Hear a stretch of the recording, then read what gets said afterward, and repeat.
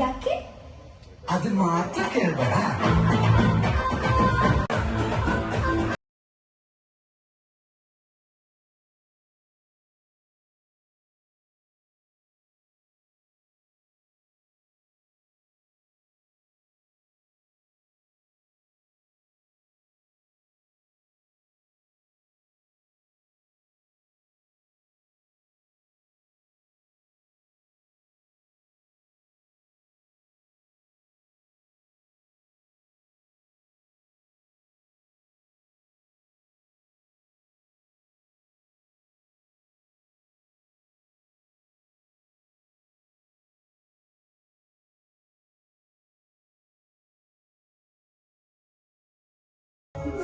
ಕುಡಿಯೋ ನೀರು ಹೆಣ್ಣು, ತಿನ್ನೋ ಅನ್ನ ಹೆಣ್ಣು, ಅರ್ಥ ಆಯ್ತಾ ನಮ್ಗೆ ವಿದ್ಯಾ ಬುದ್ಧಿ ಬರ ಸರಸ್ವತಿ ಹೆಣ್ಣು.